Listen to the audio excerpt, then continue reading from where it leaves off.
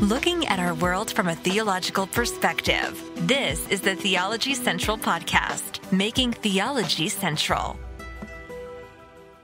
Good morning, everyone. It is Saturday, March the 26th, 2022. It is currently 10:36 a.m. Central Time, and I'm coming to you live from Abilene, Texas.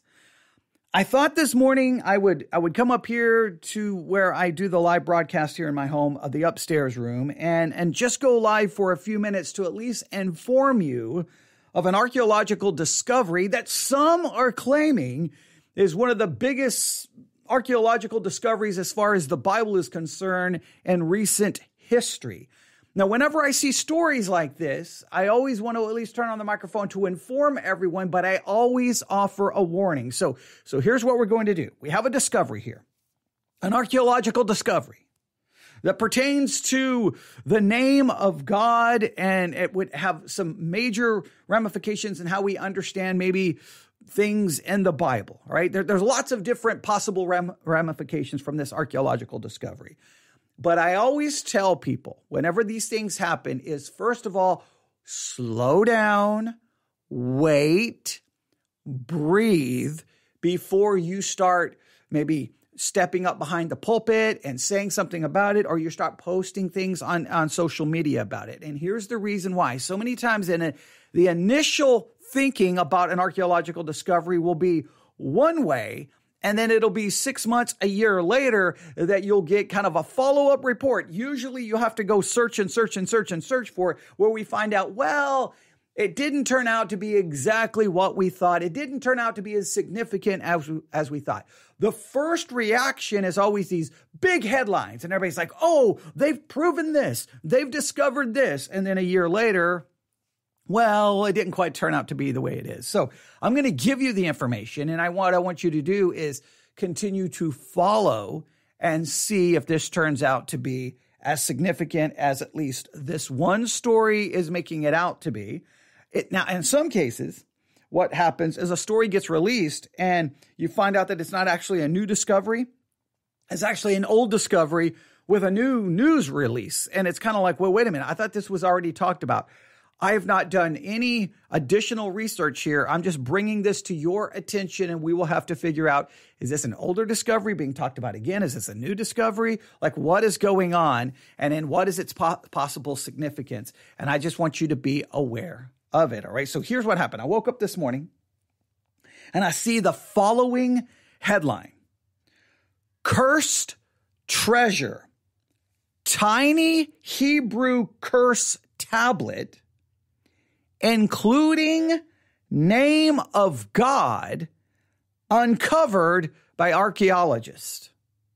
Let me go through that again. Cursed treasure. So as soon as I'm like cursed treasure, I'm like, oh, so this is going to be like some like story about there's this treasure and anyone who gets it is cursed. Okay, so is this some kind of legend? Is this some kind of myth? So it kind of just caught my attention. Cursed treasure, right?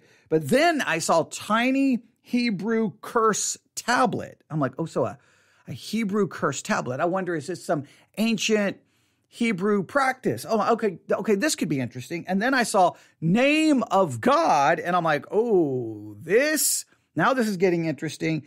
And then it was uncovered by archaeologists. So what did they discover? What is its significance? Well, we'll read a little bit here. A curse amulet dating back millennia has been unearthed by archaeologists in Israel according to this is important, new report. Now, sometimes it can be an older discovery that's receiving a new report, an older discovery where they found out more information. Again, we'll have to continue to research and see what we can find. And this story was published on March the 25th, 2002. March the 25th, 2002. I'm sorry. March the 25th, 2022 is when this was published. It looks like it was updated the same day. I thought it was updated. I was getting confused there. But March the 25th, 2022. So yesterday is when this story was published. And I guess it was on Thursday. All right. So Thursday, which would be, let me see here. Give me a second here. I'm pulling up all the information. I want to make sure we've got everything absolutely accurate here. So Thursday would have been the 24th, right? So on March the 24th, something happened on March the 24th. The story was released on March the 25th, 2022. Again, I apologize for saying 2002. Again, headline, Cursed Treasure, Tiny Hebrew Curse Tablet, including Name of God, uncovered by archaeologists. A curse amulet dating back millennia has been unearthed by archaeologists in Israel, according to a new report. On Thursday, archaeologist Dr. Scott Stripling unveiled what he believes to be the earliest proto-alphabetic Hebrew text ever discovered in ancient Israel, according to a Times of Israel report. All right. So this was on Thursday, the 24th, March the 24th, 2022. Archaeologist Dr. Scott Stripling unveiled what he believes. Now, please note what he believes. So we always have to be careful when we read these reports, because when you have what they believe, what they think, what they feel, then we've got to be careful not to be dogmatic. But I've just seen too many times Christians on social media are running around claiming they've proven this. It's archaeological fact. And you're like, well, later on, it wasn't as assured as you're making it out to be. And we don't want to do that. We always want to be as careful as we can. But so he found what he believes to be the earliest proto-alphabetic Hebrew text ever discovered in ancient Israel.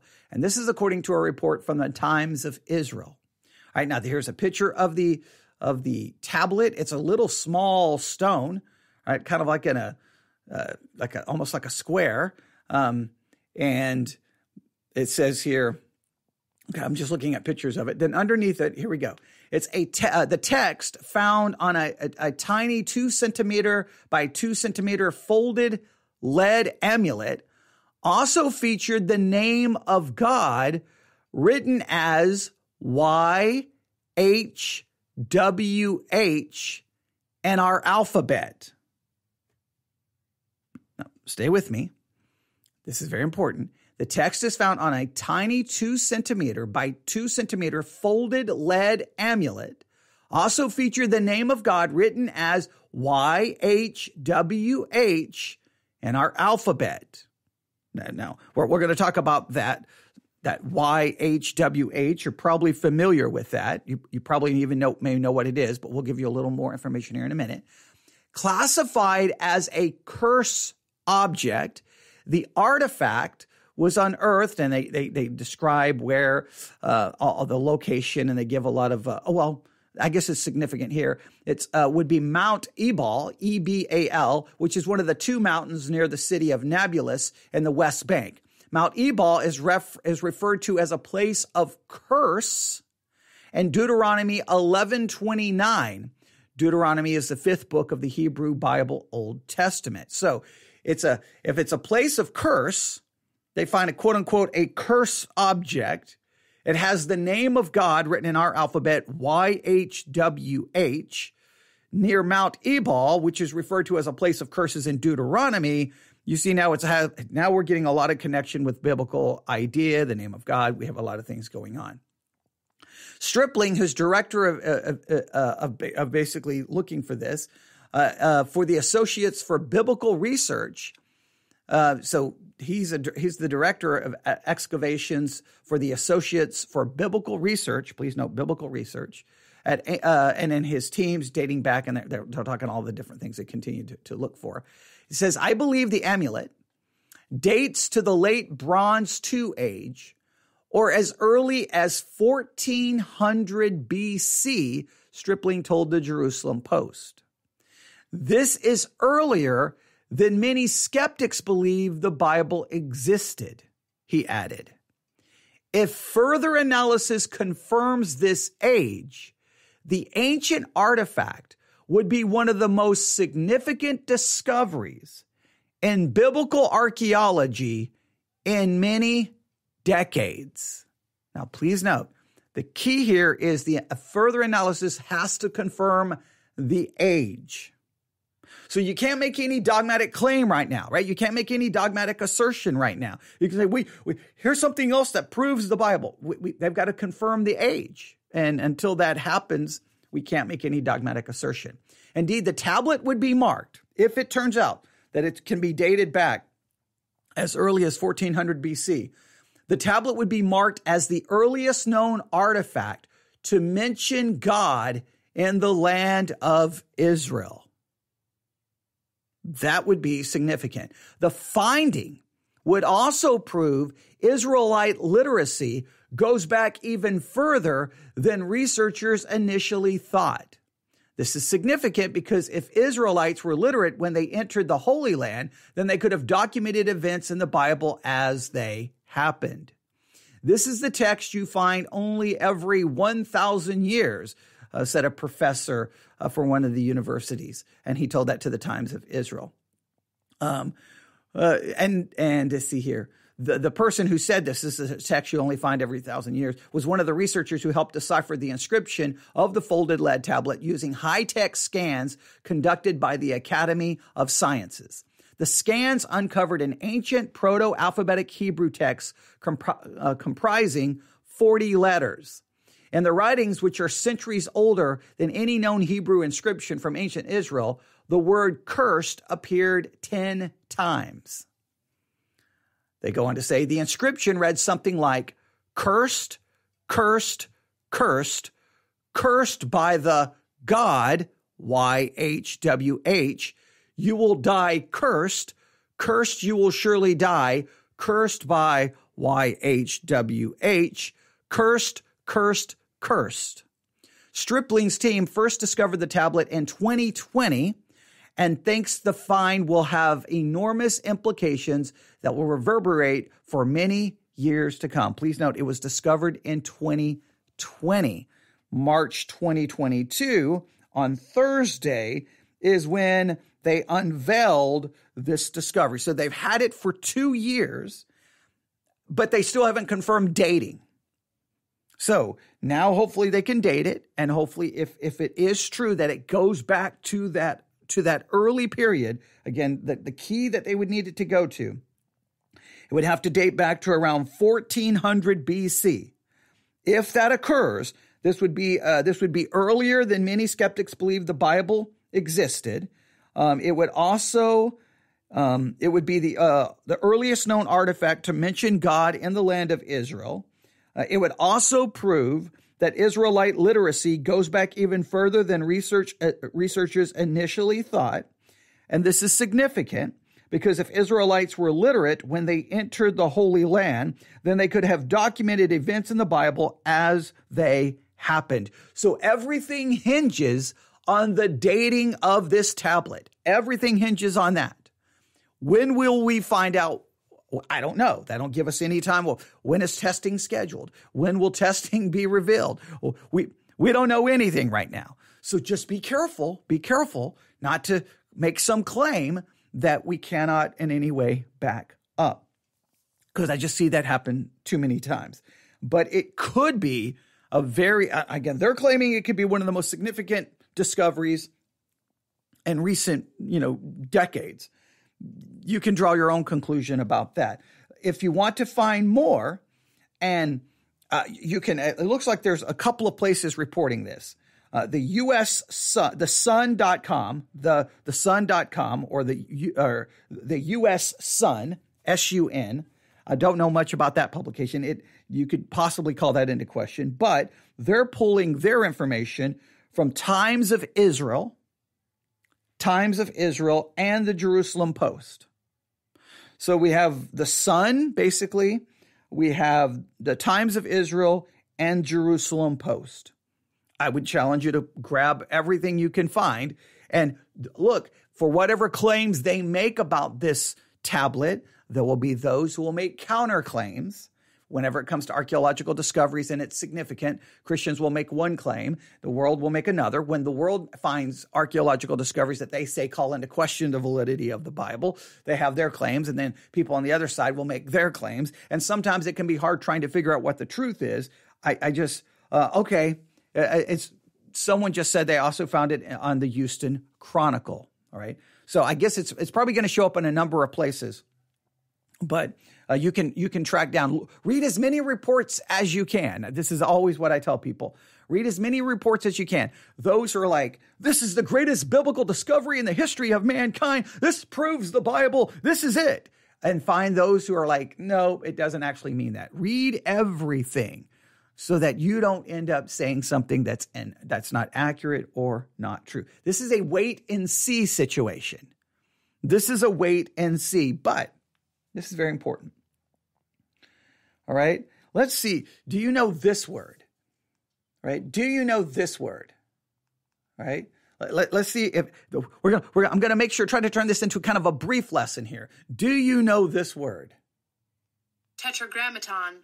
One more time. Tetragrammaton. One more time. Tetragrammaton. Tetragrammaton. Tetragrammaton. Do you know that phrase?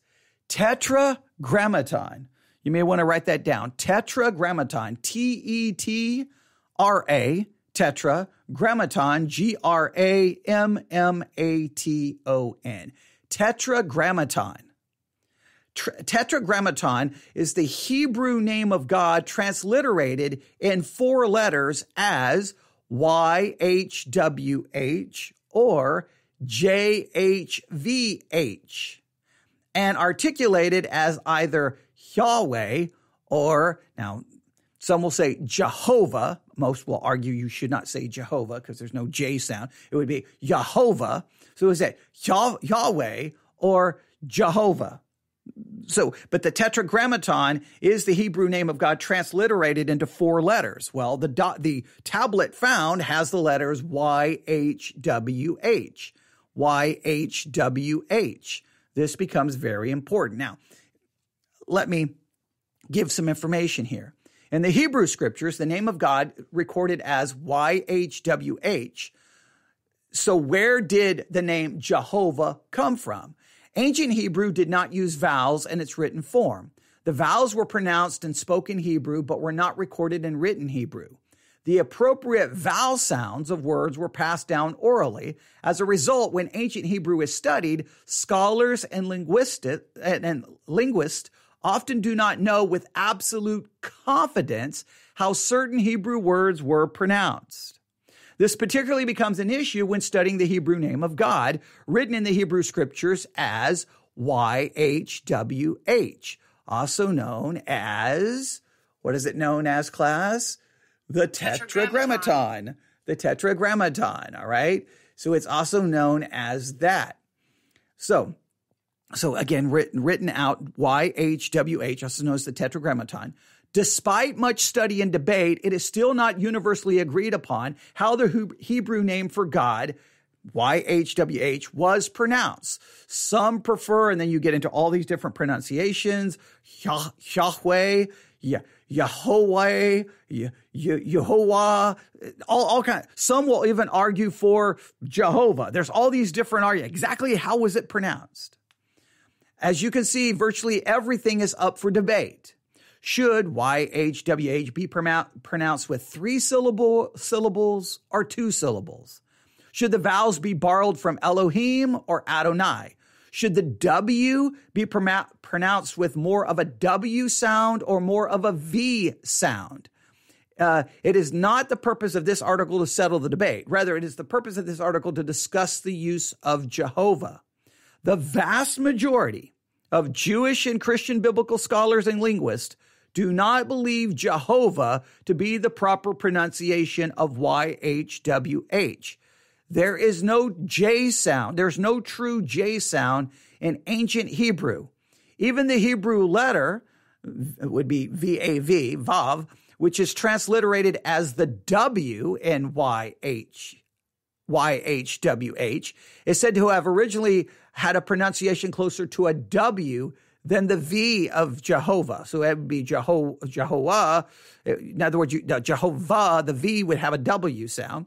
And so they talk about this is kind of where this possible pronunciation comes from. And then they go through this whole discussion exactly how do you pronounce it. Most would say that it would be Yahweh or Yehovah as far more likely to be the correct pronunciation. So, in other words, there's much debate in even how to say it. But the point is here it is in a tablet, possibly going back to 1400 BC, and you have, again, the Tetragrammaton. You have the YHWH.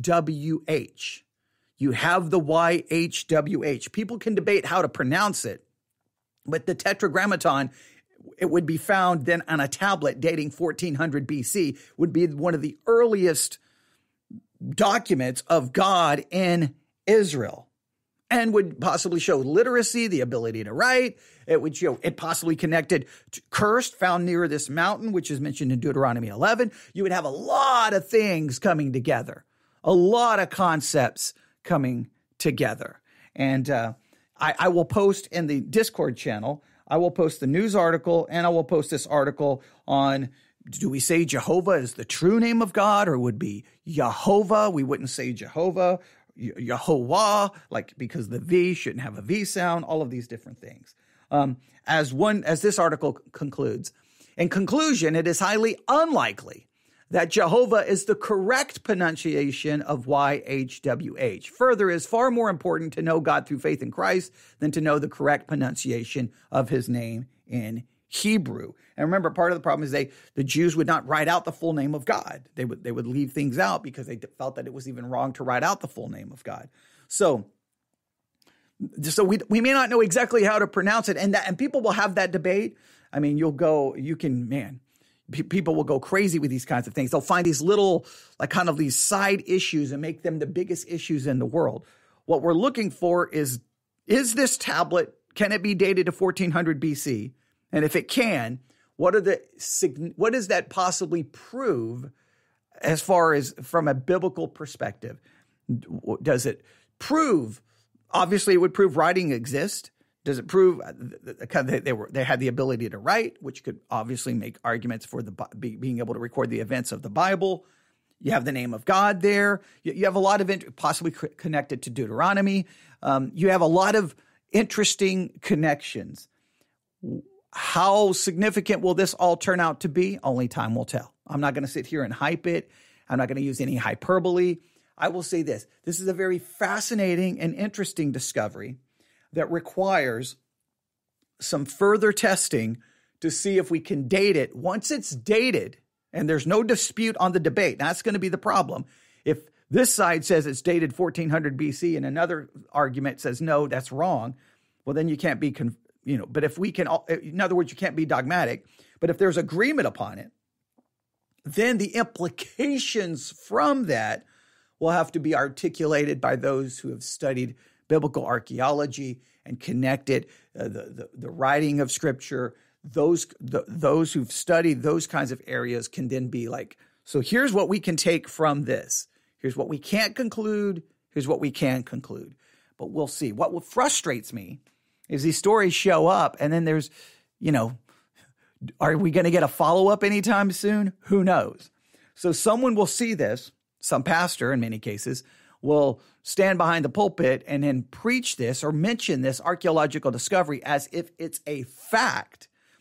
This proves this about the Bible. And then someone will go on social media, arguing with an atheist or an agnostic. No, it's been proven. It's been proven. And then the atheist and agnostic will do a little bit of research and come back going, no, nothing has been proven. And then the Christian ends up looking foolish. Just got to be careful with that kind of thing. It's be optimistic, but be cautious. Wait and see how it all turns out. That I just wanted to bring this to everyone's attention because I've seen it. I saw it this morning and I just knew that before long it's going to go everywhere. But in the Discord channel, I will post the article about the name of God, Yehovah, Yahweh, Yehovah, because the V gets a W sound, all of those different things. I'll post all of that. And then I'll post at least one article which has links to the Times of Israel and links to the Jerusalem Post so that you can look all of this up for yourself. And if anyone else does any additional research in the Discord channel, please post that information so that everyone can have it.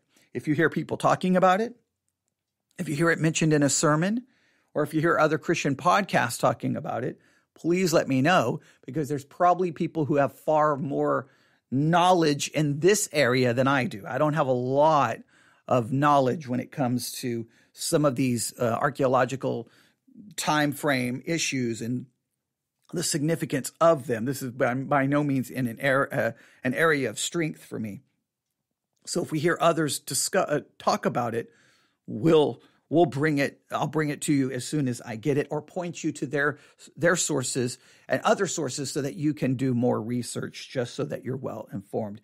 The only strength I have is that when I see something, well, I'll just immediately go on the air and not wait and let you know what's going on. So this is all about informing you that there's this discussion and not drawing any definitive conclusions. That's the one thing I can do.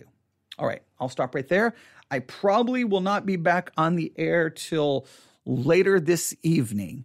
And then we may do a couple of things this evening. I got to do a lot of sermon prep today, but I'm going to get that all set up, and then we'll see what we can do this evening. We'll probably introduce next week's Bible study exercise. We may do something to conclude this week's Bible study exercise. And I've got three commentaries on, I have a commentary on John 13, 14, and 15, a very older commentary. I don't even remember what year it was written. I did post it in the Discord channel, but we may do some just kind of devotional work on some of those commentaries to reinforce everyone's study this week on John 13, 14, and 15. So we always have a lot to do. And we need to finish our little study we were doing on doctrine, which really has kind of changed. What we were doing on our little study on doctrine, I don't know if anyone was paying attention. It's leading to our study in Jude. It's kind of really, we were doing kind of this impromptu study on doctrine using this textbook I have over here on the subject of doctrine. I think it was some decent information, but it really has led to our study of Jude. So I've got to figure out where we're going to fit all of that in. And of course, we need to get back to the imitation of Christ. So there's always a lot on the agenda, but we will get to it. But I wanted to break in today and at least give you this information. Please discuss it, talk about it. Do you think it's significant? Do you see the significance? I mean, I think it's interesting. How significant will it be? I think this is just, I'll end with this. Just remember, you can find this is so important. You can find all the archaeological evidence in the world to prove the Bible. You can find it all. You could, and that is not going to bring people to salvation in and of itself. Salvation is a work of God. Sometimes we think if we had more archaeological evidence, if we had this, if we could prove this, I could prove to someone that the Bible is true and Jesus is real and they would believe. No, you can have all the evidence in the world, and that wasn't, no. Someone could raise from the dead and people could be eyewitnesses of it, and that will not make them believe. Salvation is a work of God. You may be able to win. Sometimes Christians want to win the debate. Oh, I can win. Here's this atheist who doesn't believe Jesus ever existed or doesn't believe the Bible. Give me evidence so I can win the debate. You can win the debate. Doesn't mean they're going to be converted. Conversion is a work of God. It's not a work of man's argumentation. It's not a work of man's debate. Sometimes we get caught up in wanting to win the debate. Now, yes, we should be willing to answer questions, but you can win all the debates in the world, and a person who you beat in the debate will walk away just as unconverted as they did before the debate, because that's not how people are converted. They're converted through the work of God, and God uses the proclamation of his word. So we proclaim the word, we will answer questions about the word, and then we hopefully demonstrate love, compassion, and mercy. But sometimes we just want to win an argument, and that's our goal is not to win debates. Our goal is not to win arguments. Our goal is to answer questions and proclaim the word of God, and then God has to do the saving because it's a sovereign work of God. So just an important thing to remember. All right, I'll stop right there. You can email me, newsif@yahoo.com, newsif@yahoo.com. Thank you for tuning in for this kind of special impromptu broadcast, letting you know that a Hebrew tablet has been discovered that some believe dates back to 1400 BC. And on this tablet is would we refer to it as the name of God. We'll see where this all goes in the near future. Thanks for listening. God bless.